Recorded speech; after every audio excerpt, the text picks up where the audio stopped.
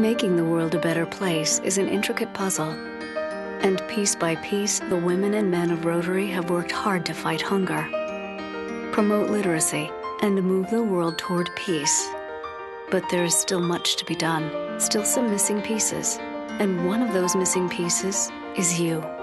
Learn how you can help Rotary put together a better world.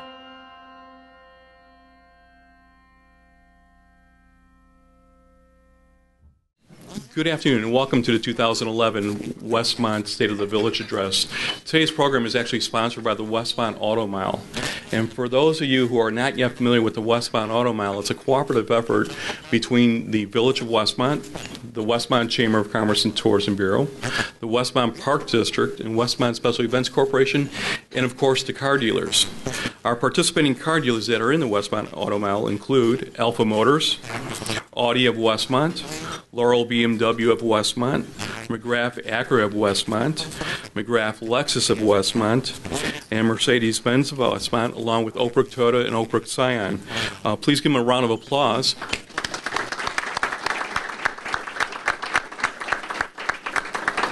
We're really fortunate that we have a world-class cluster of car dealers here in Westmont, and that's true in every sense of that phrase. Not only are they leaders in sales and in service, but in customer satisfaction, which is the ultimate measuring stick of any successful business. So we're very fortunate to have them here in town. They have been supporting, through the Westmont Auto Mile, events such as our fireworks at our 4th of July activities. They are supporting the Taste of Westmont, the Red, White, and Barbecue, the Race to the Flag. They're also supporting a new program which is partnering with the American Cancer Society, where they will be donating loaner cars to take patients to life-saving treatments. So again, be above and beyond is what they've been doing to support community events here in Westmont. And all I simply ask is that we support them as we do with all our businesses in the community, because when we shop, dine, and discover Westmont, we are reinvesting in our community, and that is of the utmost importance, especially in these economic times. So a big thank you to Westmont Auto Mile. You can visit them 24/7 online when you're shopping for your car, next car at westmontautomile.com, and make sure you let your friends, relatives, and coworkers know about them. So thank you.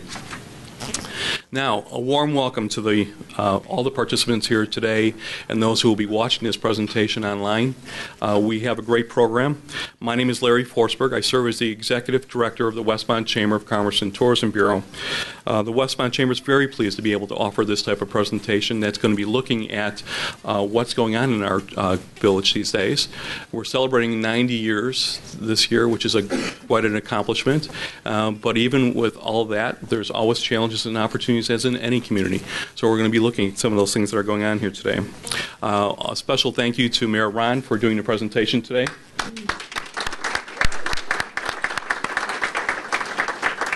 Mayor Ron will be leading the presentation and partnering in with the members of village staff to present the program today. At this point, I'd also like to make a couple acknowledgments. We have with us today, in addition to Mayor Ron, we have Village Trustee Steve Nero. Steve. Village Trustee Sue Seneca. Also like to introduce the President of CUSD 201, Marie Charlton. Where are you, Marie? There she is. We also have Board Member Gary Armstrong joining us today, along with Board Member Shannon Hancock. Shannon. I also would like to introduce our Westmont Public Library Trustee, Elaine Carmichael. Elaine. And last but not least, Illinois Senator Kirk Dillard.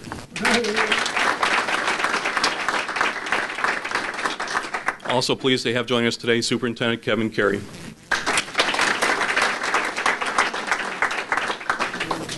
Also like to take a moment to introduce our chamber board members and our chamber past presidents. These are individuals that donate countless hours of volunteer time to make a major difference in our business community. Because board members, please stand, our past presidents, and be acknowledged. Don't be shy.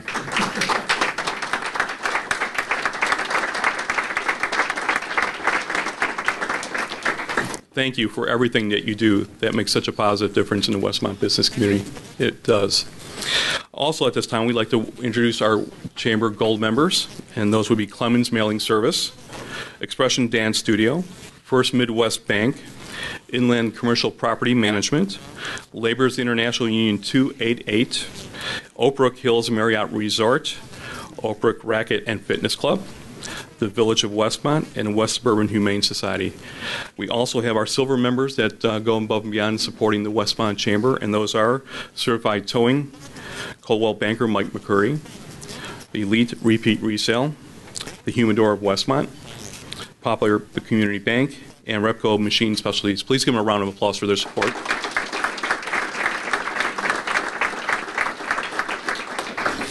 So enjoy a delicious lunch provided here today by Bohemian Crystal, and we'll be starting the program shortly. Thank you.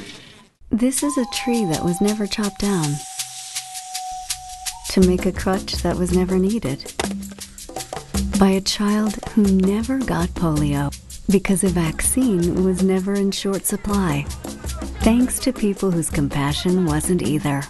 You can help Rotary end polio now. Learn how you can help at rotary.org/endpolio.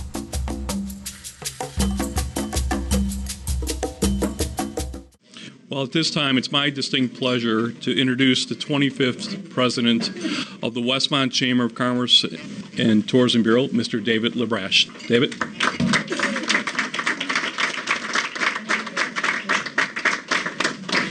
Thanks, Larry. On behalf of the Board of the Westmont Chamber of Commerce and Tourism Bureau, I want to welcome everyone to the 2011 Westmont State of the Village Address. The Chamber is pleased that each of you could be here today, and it's also now my privilege to introduce our very own Mayor, William Rahn. Mayor Rahn is a lifelong resident of Westmont. He and his wife, Jill, have raised 3 children here in town. Peter, their oldest, who is a Marquette University graduate and a physical therapist in Fort Atkinson, Wisconsin. Peter and his wife just had their second child, Haley, who was born about 8 months ago. Their son, Wesley, is now 3 years old. Right? The mayor also has a daughter, Heidi, who is a University of Illinois graduate, just married on October the 8th. Congratulations. To Tyler Phillips. Both Heidi and Tyler are in their 4th year at Loyola Medical School, so we wish them both the very best. Their other daughter, Danica, is also a graduate of Marquette University and is working at Northwestern University Hospital. On a professional level, Mayor Rahn retired after 35 years of service as an educator with Lyons Township High School, having a positive impact on all of his students. Mayor Rahn is deeply involved in our area, in the area community groups, including the Lions Club, the Rotary. He's a charter member of the Westmont Historical Society and is also a very strong supporter of the Westmont Chamber and business community as a whole. And for that, we're grateful. Mayor Rahn's public service includes serving on local commissions, committees, 3 terms as a village trustee, and now serving as mayor since 1999. Please give a warm Westmont welcome to the Honorable Mayor William Rahn.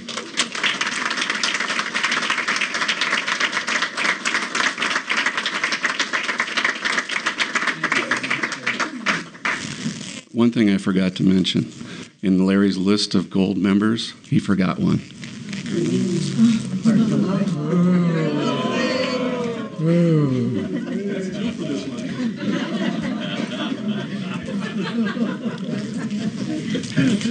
I would like to begin by thanking Larry Forsberg and his staff for putting this luncheon together for us today. If anyone didn't have enough food to eat, it's your own doggone fault, because I'm stuffed personally. I would like to mention that even with the global recession around our country, the village of Westmont over the past 2 to 3 years has been doing well. And this year, take a little time to do things a little differently. And instead of listening to me, I have talked to Ron Searle and asked him to have our professional staff give the presentation today. I feel that since I've been mayor, it's been one of my goals to bring in the best professionals that we can find to operate all areas of our village. And you'll be hearing from three of those today. First, Ron Searle, our village manager, who's been with us for almost 30 years. How many? 24. Well, he's got a long ways to go. But he started working for the village as an intern. And to be quite honest with you, I would trust Ron Searle with investing my own money. He works and is dedicated wholeheartedly and has been since he was employed by the village and works hard for all of us. Next, I would like to introduce another speaker this afternoon, and that will be Steve May, the Director of Public Works. And I'm always trying to come up with something to kid Steve May about. But you know, he's so conscientious about what he does that it's hard to find anything to criticize him on. When he worked for the village a long time ago, he left. He was the village engineer for Lamont. And when we decided to reorganize and combine street department and water department, we needed a public works director. I went immediately to Steve in Lamont and started working on him to come back to the village of Westmont. And finally, he agreed. And he's got certifications in, you name it, in terms of engineering. When he first came in, it was a little difficult for him to relate to the public on a one-to-one basis. You know, not all engineers are very good at public contact. But after we had a few discussions with him, he now has learned how to work very amicably with the public here in the village of Westmont. And third speaker today will be Fred Kimball. Most of you know Fred quite well. We feel we've been very, very fortunate to have Fred with us. He's going to be leaving us first part of November, but he's been with the village for 8 years. And I think the progress that he has brought with him, his experience at the state level, and working in a number of different positions, being mayor of Galesburg for 2 terms, made him eminently qualified to handle economic development and also be the assistant village director here, village manager in Westmont.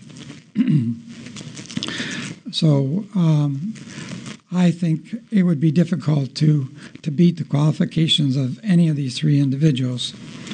Now, there's a number of individuals here also in the village I'd like to go through real quickly and introduce them. First would be our acting finance director, Spencer Parker. Would you stand up, please?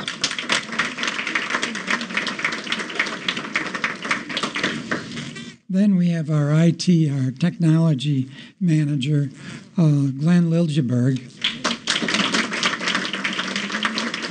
Now, he's put together this presentation today, and I'm sure when you leave here, you're going to be happy campers because he knows what he's doing, and he's got some very interesting photos, very professional photos that he's put together for his part in the presentation. Then we've always had a little conflict between the fire department and the police department.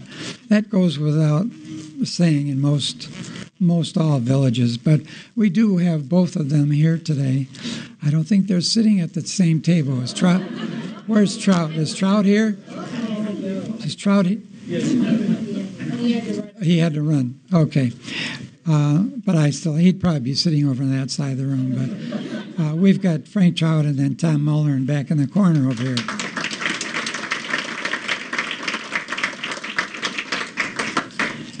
Tom is another, works on village matters 24 hours a day. Very, very dedicated to the village and to the Westmont Police Department, and we thank him for everything he's done. Then one of our deputy chief of police, Ross Brenza, is back at that table.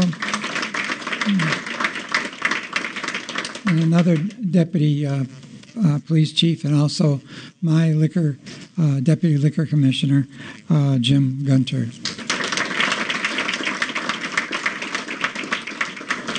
Then another gentleman standing in the back of the room, Larry McIntyre, does a lot for the village all year long. You don't see him, but in the background, he does most of the writing for anything we ask him to do, and he was involved in helping to put this together with staff and Glenn for this presentation today, and I think they've done a wonderful job, and we appreciate all you do behind the scenes for all of us all year long. Then last but not least is Kathy Casey, who's our Human Resource Director.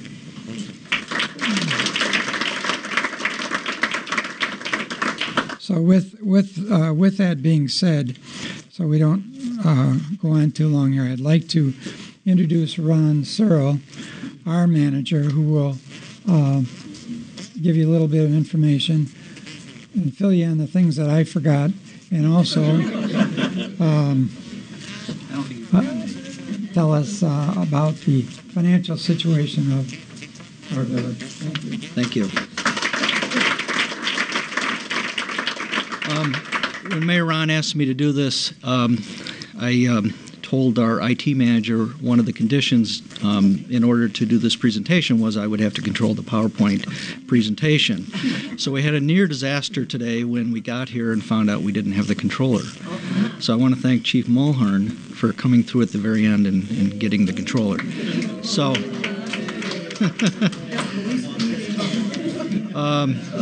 so if I screw this up and I press the wrong button, I have nobody to blame but myself. Okay. As we know, the past few years of economic turmoil have been challenging times for private businesses as well as all levels of government. It is difficult to continue to meet rising expectations with declining resources. On a personal level, we budget and we adjust our purchases or our expenditures to meet our income. Hopefully, we don't artificially increase our income by borrowing against our credit cards or borrowing against our mortgages. In other words, we don't live beyond our means. We as individuals adjust our expectations to levels within our means. And I think we as citizens sometimes forget these principles when we judge our elected and appointed officials. We live in extraordinary times with extraordinary financial pressures on people, businesses, both private and public organizations. With this understanding, I would like to suggest that our mayor and our board have done an extraordinary job of dealing with both the public expectations and the financial pressures that we all face. The past several years, the mayor and the board have been able to balance each year's budget and prioritize the scarce resources so that residents have continued to see a good return on their community investment. And again, this year they did so with the fiscal year 2011-12 budget in the amount of $32,484,865. This number, which when excluding transfers, is a 2% reduction from the previous fiscal year. One of the largest costs associated with any municipal government is our personnel and our staffing. Starting 3 years ago, non-union and management employees' wages were frozen. At the same time, these two groups took a 2.5% wage cut through the use of unpaid furlough time. This was a step that our village employees actually supported and encouraged us to take to try to preserve other employees' jobs. The village has been fortunate in that we began to cut personnel costs ahead of the economic downturn in 2008. Through a combination of early retirement incentives, department consolidation, and attrition, we were able to reduce our costs starting way back in 2004. Unfortunately, we have not been able to completely avoid staff reductions the past 2 fiscal years. We've had to reduce by 12 positions. But we haven't seen the real dramatic, large announcements of layoffs that some of our neighboring communities have had to deal with. For this current fiscal year, our non-union and management employees did receive a 2.5% general wage adjustment, but they continue with the unpaid furlough program that we started 3 years ago. So effectively, the wages are at the levels that they were 3 years ago. A big topic these days is consolidation and shared services. The current state of the economy has caused many local governments across the country to look at this in a way that hasn't been looked at in probably decades. I remember when I started in graduate school, there was a lot of discussion about the need to look at consolidation in government to cut costs. But I think probably more than 25 years ago or so, it was more of an academic discussion than it was a real meaningful dialogue at that point. But things have changed, and there is a real concerted effort all across the country to look at this issue. Now, we do have examples from years ago of some city-county governments that consolidated, examples like Indianapolis, Louisville, with Jefferson County, Nashville in Tennessee. So we do have some of those models to look at. But I think this is something that going forward is going to continue to be scrutinized very seriously. Here in DuPage County, the county began a series of discussions about 10 months ago where they brought all the government entities in the counties together to talk about shared services. And they continue to have those meetings and are trying to look at different ways that we can save money for the taxpayers by either consolidating government or sharing services. We belong to an organization called the DuPage Mayors and Managers Conference, which is a council of government, and through an initiative that they have taken, we have begun to look at ways to more efficiently use our resources with our public safety departments. As you may know, we did consolidate our dispatch function this past fiscal year. This was a directive our board gave us a couple of years ago. We have essentially contracted the service with the Village of Downers Grove. This was not our first choice, however. We did look at consolidating with other municipalities. We looked at joining existing regional dispatch centers or also joining a group of communities to form a complete new regional dispatch center. But in the end, we felt that the partnership with Downers Grove met most of our needs in the best way, which included some governance input as well as an operational savings of about 20%. And it also provided us an opportunity to transition our employees into the Village of Downers Grove. We will continue as we go forward to look at all other opportunities that we can to try to cut costs through either consolidation or shared services. Now, the next few slides are just revenue graphs that kind of show the dramatic changes that we've experienced over the last few years. Since 2008, the village has seen a cumulative drop in sales tax over the past 3 years. However, we begin to see some recover in the form of about a 4% increase this year over last year's receipts. So we do have this little bit of encouraging news. However, we're still far below, as you can see from the graph, the FY 2007-2008 sales tax levels. Recently, there was an article in the Wall Street Journal, and I don't know how valid this is given how crazy the markets seem to be these days, but it suggested that retail sales on a national level were strengthening, so maybe there is some encouraging signs in some places. Sales tax represents about 26% of our total revenue, and for the current fiscal year, we budgeted an anticipated drop in our sales tax by 1.5%. Now, hotel-motel tax is another significant revenue source for us. Since 2008, the cumulative drop has been about 30%. The good news is that this year we saw an increase in 10%, and according to information we've got from the state, the Illinois tourism industry has increased more than $2.2 billion over the previous fiscal year. So we're hoping that this will be a trend that will also continue.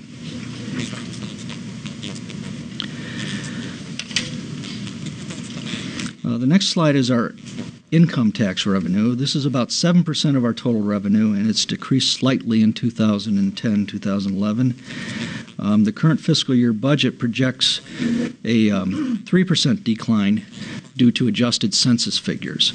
The village's 2010 census number came in at 24,685. And as you know, this is our official population going forward. However, we are going to challenge it, and it has caused us to fall below the 25,000 population level, which is automatic home rule status.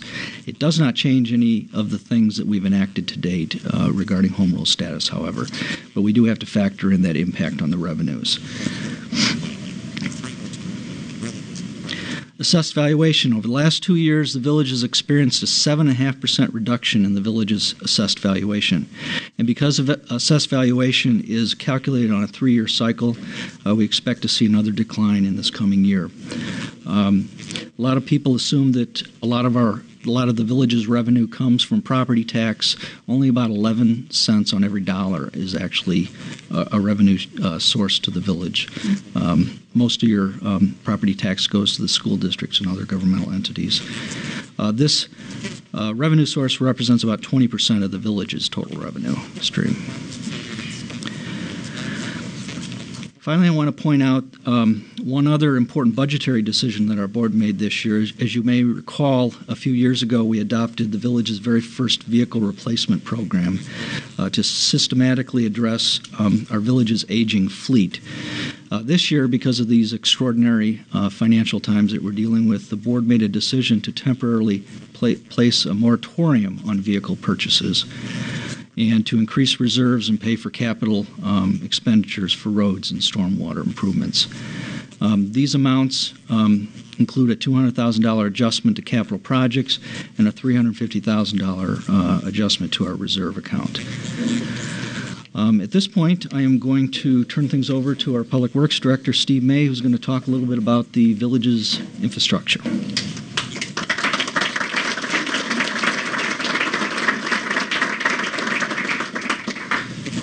Thank you. Today I'm going to briefly describe our Public Works experience for this past year.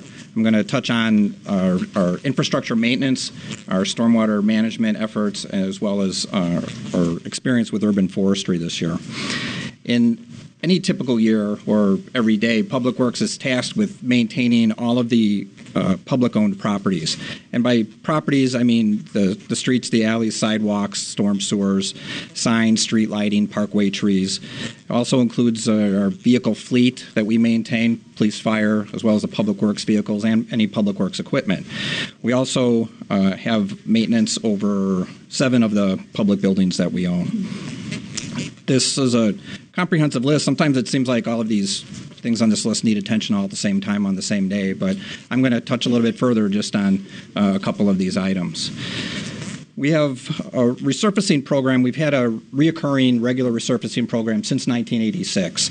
It has been funded in different amounts, but for all the good reasons related to budget difficulties that the manager described, we've had a significantly reduced program since approximately 2002. The village maintains 61 miles of streets, and at this point today, we roughly estimate that maybe 75% of the pavement across town is already worthy of resurfacing or some sort of bigger attention than that. We also maintain 7 miles of alleys. Most of that is gravel and stone alleys in residential areas, but there is some paved asphalt alleys in the central business district downtown. Many of you are aware of the condition that it's in. We're fortunate, I'll say, to have Downers Grove Sanitary District came through with a large improvement where they did a sewer replacement, and we were able to get a good piece of the downtown alley reconstructed and repaved, and it looks very nice, and we were grateful for that. Moving on to stormwater management,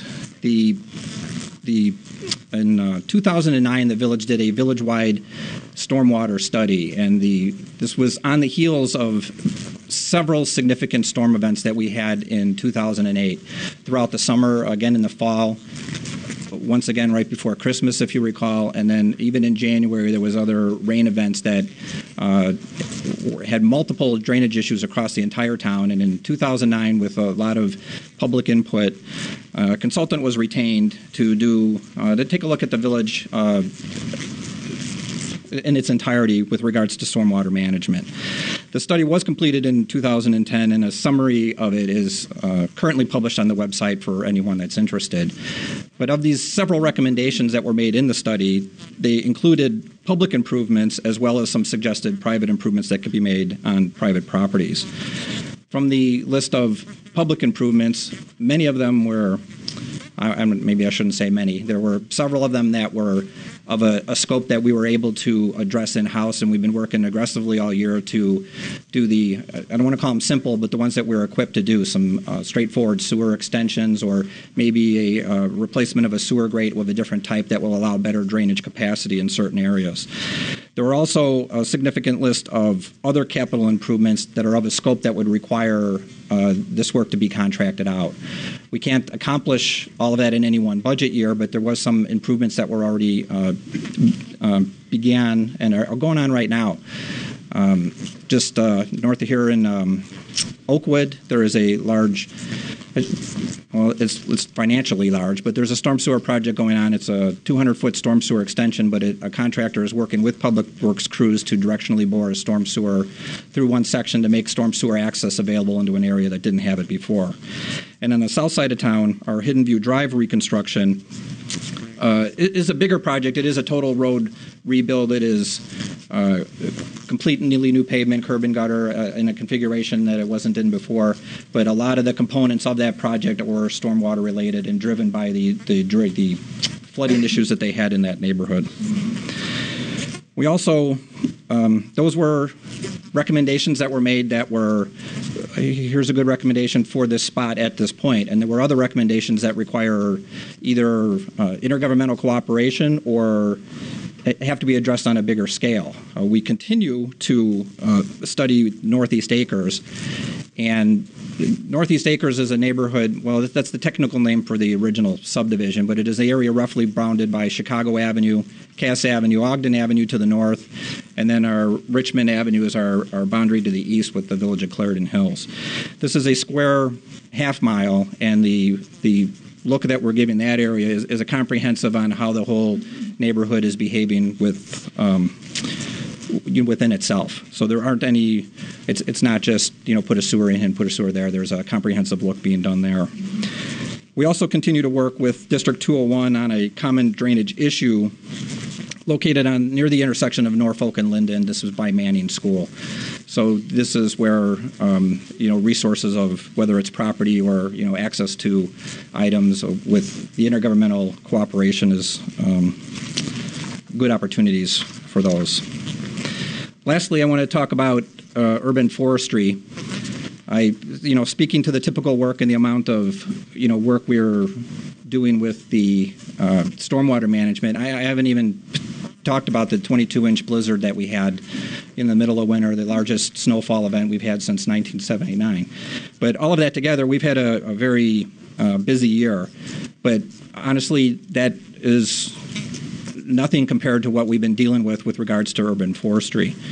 We had two major windstorms. You're all very familiar with it. You lived it too. The first one was in June, and they had different characteristics, but shortly thereafter, within 4 weeks, the second windstorm came through doing similar type of damage, but in kind of different configurations. The two storms put together, from the public point of view, the public-owned trees, we had 40 trees that were damaged, either knocked down or were damaged significantly enough that the total tree had to be removed. That was our experience with the storm, but the entire village-wide, both times, had their own private property damage too, and all of that brush and all the damage that created from that all gets dragged out to the parkway, and we have to collect that as well. So since the first storm in June, and by the way, we were in the middle of brush collection pickup when this all began, so we sort of started over, but we had 7 continuous weeks of chipping. That's all we did was just address brush. All hands. We had our own 2 chippers. We had a rented piece of equipment that we ran nonstop. At first, it was 7 days a week, and then it just tapered down to the weekdays. After that point, that wasn't the end of it. There were 6 additional weeks where we were chipping and trimming. We still had to go back into, a lot of the storm damage was still hanging up in the trees, so we had to go collect hanging branches and continue to work on other hazardous locations. not only all our work in here, we also were grateful to get some voluntary mutual aid help from the Village of Woodridge. Our friends in Public Works over there sent a crew over for a couple of days to work alongside with our guys. So if any of you noticed Woodridge trucks in town, they weren't lost. They were here, intentionally, doing that. And I don't even want to reply that we're done working on it today. Besides all the work that we did and that was obvious to do and we were addressing and continue to address, there were over 200 service requests that were entered by the public for mostly parkway tree related issues. And we prioritized them. The most hazardous ones were certainly done first. But there's still a lot of issues that are still resolved that we continue to work on. It is frustrating a lot of people. They are mostly in the category of dead wood up in the trees, and certainly it still needs to be pruned, but it is not the same hazard that we were dealing with early on in the storm. So of the original 200 tickets that were entered, we still have 60 remaining to do with that. That's not even when we began with forestry this year. 2 years ago, we had our first discovery of the emerald ash borer. This was in Oakwood subdivision. I'm not going to go into a whole lesson of what a pesky bug this is, but essentially it kills any and every ash tree in its vicinity. So the trees that had to be removed that were affected by the borer, as well as all the ash trees in a radius around it. So we went through, only going through approximately a third of Oakwood subdivision, we've already removed 125 trees just in that subdivision, and we did that by plan over last winter when we weren't dealing with snow. During this windstorm cleanup, we had additional discovery in Ashford subdivision on the south side of town, which wasn't evident until we were picking up the damaged trees. And so we know that this year we will be dealing with something in and around Ashford subdivision addressing the same types of removal. I don't know why there are so many ash trees in Oakwood subdivision. I haven't figured out that misnomer yet, but in Ashford we don't know what we're in for. Hopefully they'll all be oak trees and then we won't be affected. I don't know. But the point is we don't really know what we're dealing with. We estimate that we have about 12,000 public trees that we are responsible for maintaining, and we were recently awarded a grant to do a complete tree inventory. And this will be going on this fall, and our tree inventory will allow us to put together a forestry management plan, not just for the emerald ash borer, but a management plan for the village in its entirety. So all in all, even with all the the regular maintenance that I was talking about and their efforts to try and work towards a stormwater management, this is truly, for Public Works, has been a solid year of continuous urban forestry, and all of that addressed by the 35 men and women in the Public Works Department. So whether that was quick or not, I consider that a quick overview of the Public Works experience this past year, and I believe now Mr. Kimball will give you a look at the state of private economic development in town.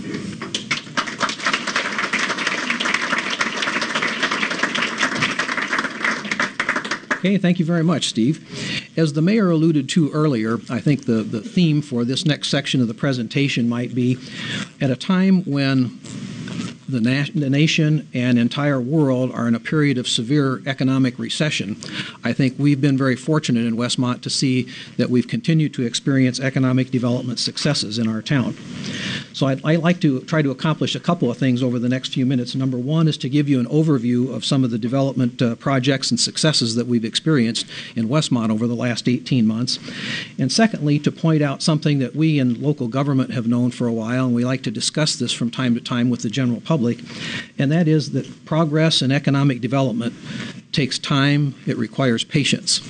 That, sometimes Wall Street convinces us that long term is the next 2 dividend cycles for a stock. And I think we need to maybe take a lesson from our Japanese friends that long term, from a planning and municipal development perspective, may mean the next 20, 30, 40, or even 50 years. So I think we need to think a little bit longer term in terms of our patience with some of the economic development projects that we undertake.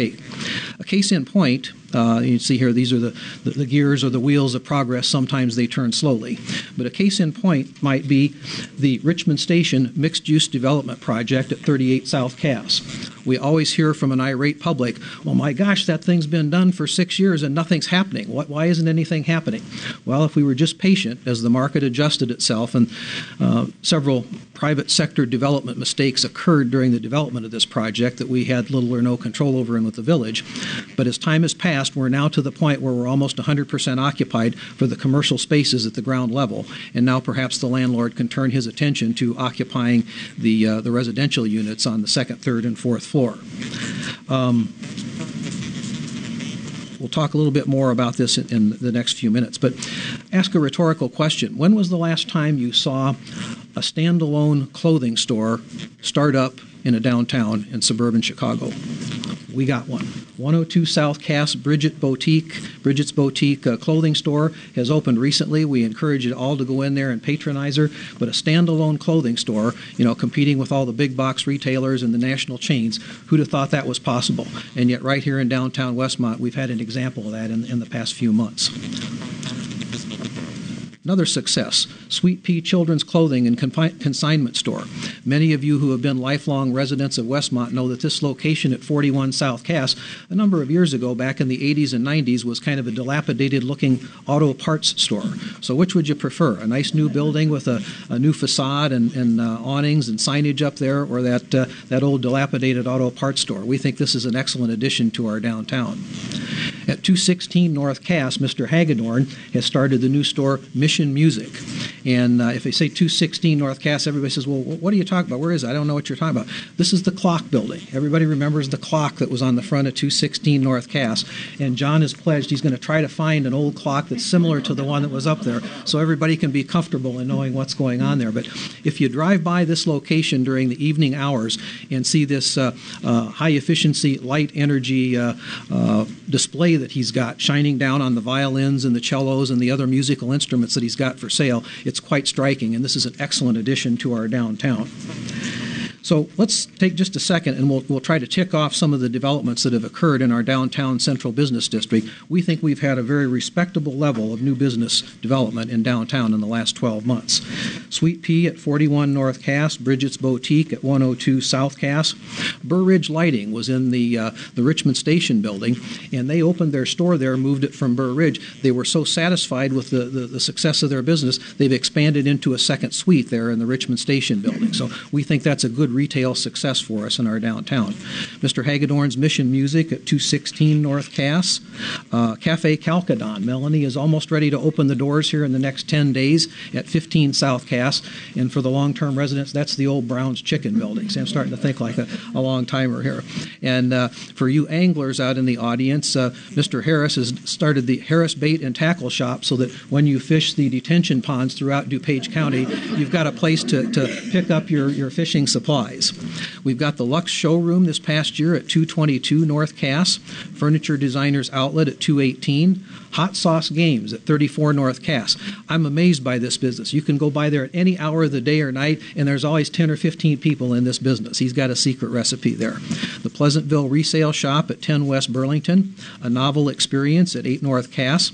The Musicians Workshop at 37 West Quincy is executing their building permits now. They have been given approval by the village board to open. They will be a full-scale music studio, music instruction. They will sell and service musical instruments, so we're glad to have them right next door with a new retail business next door to Village Hall. And lastly, La Lali Bakery at 20 North Cass. So let's turn our attention now. I think we've seen a kind of an outline of some pretty significant new business development in our downtown. Let's take a look at the southern portion of the village. And let's look at what we call the South Westmont Business District, which was created by the village board a couple of years ago with the idea that we wanted to diversify our sales tax revenue base so that we wouldn't be so dependent on the businesses on Ogden Avenue. And let's think about creating a new east-west retail corridor on 63rd Street that will diversify that revenue revenue base for us. So this is going to involve some patience here. We're going to try to change the look and feel and the image of that corridor from a light industrial now with the AT&T and the UPS and the school bus parking there on the property there with the school buses, and change this to a retail development area that can generate some sales tax for the village of Westmont. And in addition to establishing this as a business district under state statute, we have also commissioned a TIF feasibility study with the firm of Teska and Associates to do an analysis of whether or not we do meet the statutory criteria for a tax increment financing district down there. This is still a very valuable and important economic development tool that can help us attract and fund new business in this area. So one of the successes that we've already had down on 63rd Street was a developer by the name of Bill Gust, who constructed in the last 18 months the Westmont Yard indoor soccer facility. He's had great success in attracting the soccer leagues from all over the DuPage County area, and he does have 4 retail commercial spaces available in the front or the north end of that building that he's seeking to occupy at this time. But we think this is a real high-quality development down on 63rd Street. No discussion of development in Westmont would be complete without a focus on Ogden Avenue, where, as Larry Forsberg pointed out, we're blessed with a world-class auto dealership cluster that's the envy of the metro area in Chicago. Over the past 3 years, these prestigious auto dealerships have, by investing tens of millions of dollars in upgrades to their facilities, established an impressive, high-quality development image that has become the standard for commercial development in the Chicago metro area. So the Westmont Auto Mile that Larry also mentioned earlier in his comments stands before you as an experimental public-private partnership that seeks to accomplish 2 things. Number one, they want to provide funding for Westmont community special events and festivals such as the 4th of July, Holiday Days, and the Taste of Westmont.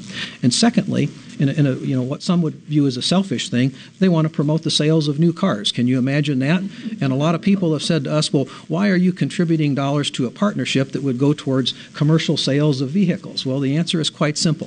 When they sell a car, that generates sales tax. That sales tax comes back to the village of Westmont to support the public services that our residents have come to expect and deserve. That's what pays the salaries of our police officers and our firefighters. That's what Steve May uses the funding to plow the streets of snow in the winter so that we can get around in our town better than just about any other suburban community that I've ever seen around here. So the Westmont Auto Mile is truly helped us to set the pace for a high-quality redevelopment image on Ogden Avenue, and we're very grateful for that. So let's talk a little bit about some of the members on that Westmont Auto Mile group that have helped set the bar much higher in terms of investment in their facility to give us that professional image that we want. General Manager Ozzie Halim of Audi in Westmont can talk at great length about how Laurel Motors Auto Nation, the owner of this dealership, purchased the old Emmy's restaurant and did a complete facelift here. And he's also provided this professionally photographed night shot of Audi of Westmont, which I think says a lot about the caliber of investment that we're seeing on Ogden Avenue. General Manager Pat Womack of BMW of Westmont, also a Laurel Motors Auto Nation dealership, purchased the old Baker Square restaurant, which, ladies and gentlemen, it was an absolute mess when they acquired it, and they've renovated that and made it to be a facility to house their certified pre-owned BMWs, and I think it's a facility that we can be proud of that's in line with the theme of high-quality development that we see out there on Ogden Avenue. And certainly last but not least here in the Laurel Motors Auto Nation array of dealership, the Mercedes-Benz of Westmont. This past year, they've added 4,000 square feet of showroom space onto their dealership, and they have created an architecturally designed facade that now unifies several old buildings and properties into one unique, distinctly looking German industrial look that we think says a great deal about high-quality, prestigious luxury auto dealers on Ogden Avenue. And last but not least, everybody knows Mike McGrath and McGrath Lexus here in Westmont. This dealership is well known throughout the world. I can't say enough good things about the caliber of redevelopment that he's done here, adding a huge multi-million-dollar addition onto this facility. You still walk in and you walk over the koi pond that's in there. You could eat off the floor in his service area in there. He offers so many amenities to his customers. I've never been in an auto dealership where the facility was this high caliber and conveys that upscale, luxurious, prestigious auto dealership image that we want to see see up on Ogden Avenue. Now, we talked about the importance of the Westmont Auto Mile promoting the sale of cars, generating more sales tax, which comes back to support public services in the village of Westmont. And this graph depicts that just in an average year, the sales tax revenues that generate just to the village of Westmont from auto sales is approximately $4 million. Most municipal governments throughout the city of Chicagoland area would give their right arm to have a revenue source like this, and we've got it right here in Westmont, Illinois, and we're pretty proud of it. Now, because of the high caliber of development that we've seen, this prestigious image that's been conveyed by our auto dealerships on Ogden Avenue, we've also been able to work with developers to say to them when they want to do some things, well, you know, we expect a little bit more in Westmont now because we've got an image to protect. We've got a prestige out there that we want to enhance.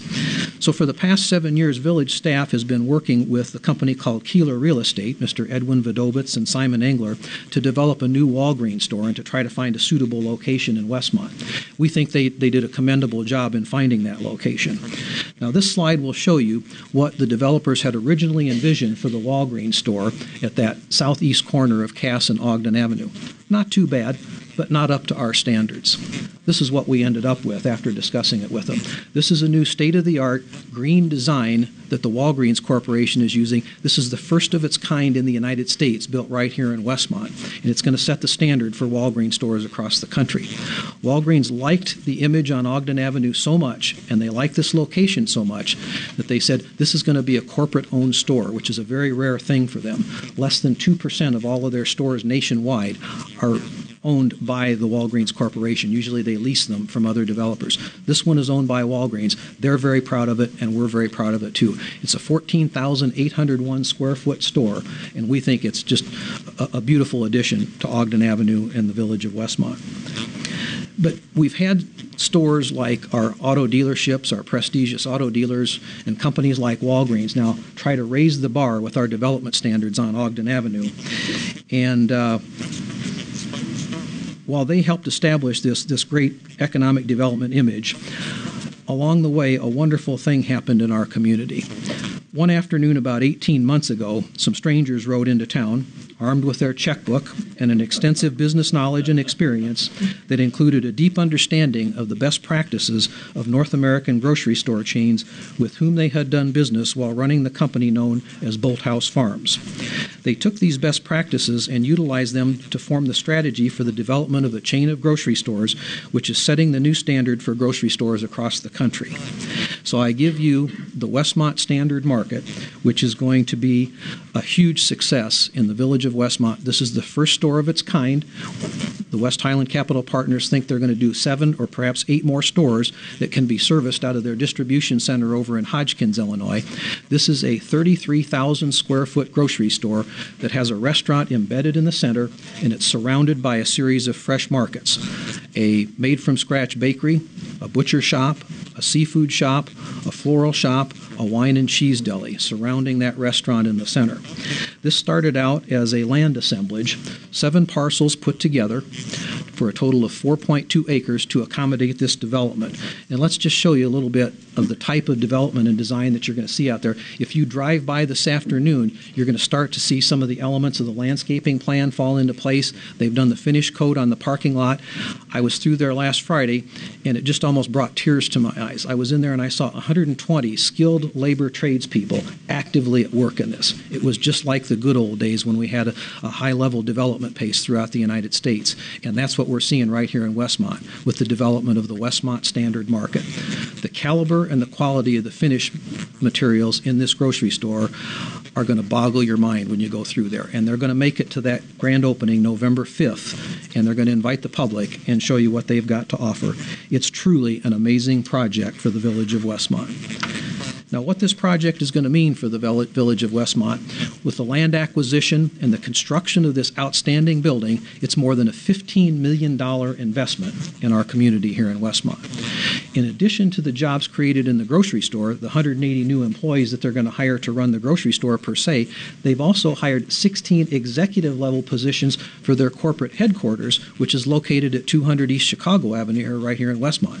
So when you look at that and the untold thousands of dollars of sales tax and property tax that's going to be generated by this new development, not only for the village of Westmont, for our school districts, for our park district, and for our public library, this is a huge coup for the village of Westmont. Now, they're not done. The folks from West Highland Capital Partners have purchased the Old Bailey's restaurant across the street, and they're going to do some minor redecorating there. I think they're going to a little wallpaper, maybe some floor coverings or something. So if you've driven by there, you notice some dramatic demolition activity in anticipation of a restaurant that's going to look something like this, with floor-to-ceiling glass panels 14 feet tall that will accordion open to an outside dining area and fully landscaped patio during the warmer weather months. Again, the caliber of the finished materials in this building is just nothing short of sensational. We had hoped that Mr. Vince Priest and Mr. Andre Redant, two of the principals associated with West Highland Capital Partners, were going to be here today because we'd like to thank them. But in their absence, I would like to thank them for continuing to reshape Ogden Avenue to a high-level development standard, this prestigious look that we've achieved out there. And right now, I'd just like to give them a round of applause and thank you for choosing Westmont for this development.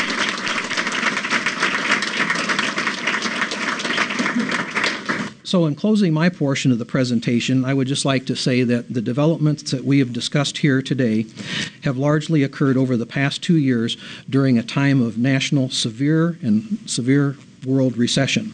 For the village of Westmont to have experienced these development successes during this time frame is truly remarkable.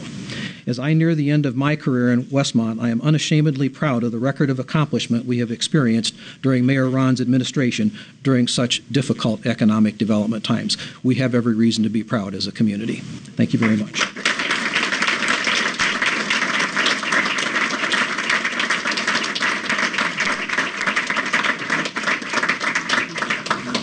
Thank you, Fred, and thank you for all of the progress that you've brought to the village of Westmont during the 8 years that you've been here with us. One thing I forgot to mention is I've always tried to work closely with the school board, the village board, the park district, the library, and we have representatives here from all four of those taxing bodies today.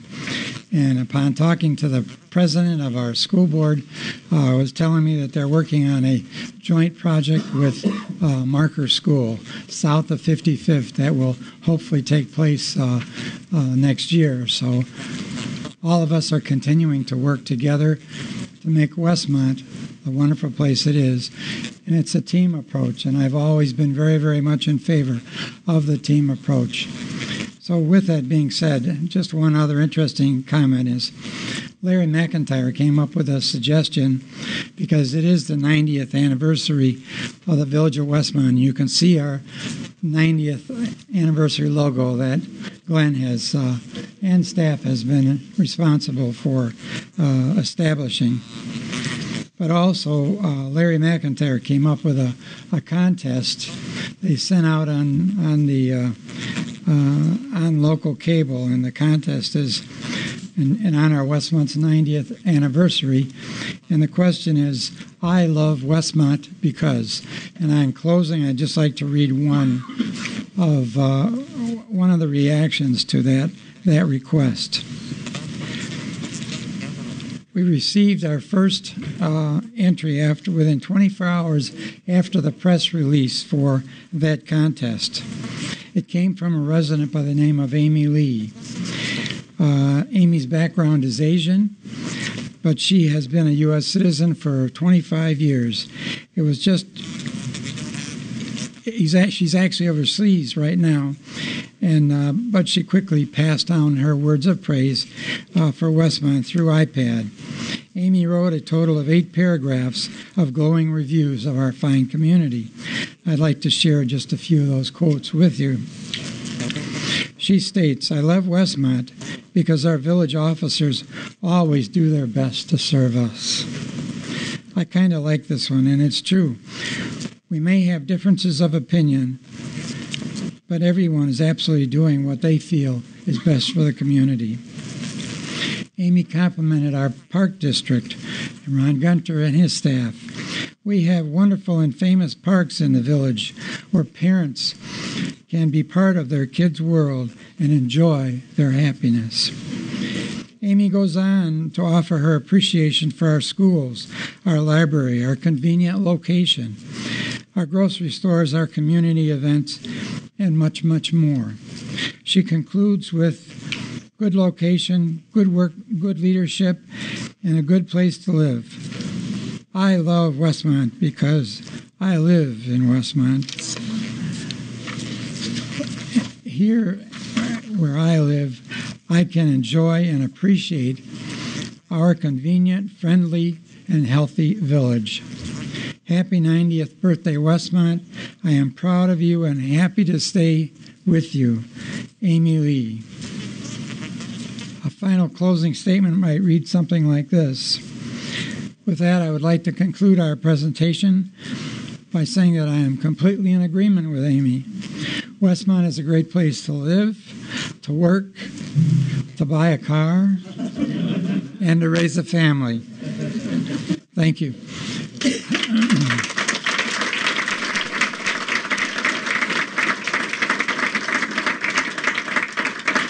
As I mentioned, Fred will be leaving us the first part of November, and I just wanted to announce that we will have a little going away celebration for him at absolutely delicious on November 14th, probably only from 5 to 8 in the afternoon.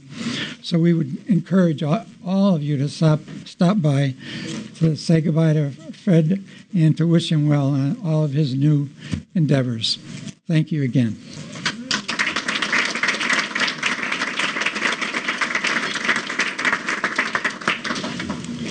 A special thank you to Mayor Ron for the presentation today, for Village Manager Ron Searle, Public Works Director Steve May, and to Economic Development Director Fred Kimball for their role in today's presentation. Very insightful, a lot of information, a lot of accomplishments, and all in a world that's filled with challenges. So it's just great to see how when we all work together, we can accomplish an awful lot. And we at the Chamber completely appreciate all the support we get from throughout the community, and we look forward to reciprocating with our support outward. So let's look forward to not only 90 years, but to 190 years. Thank you for being here today. We greatly appreciate your support and look forward to seeing you soon. Thank you.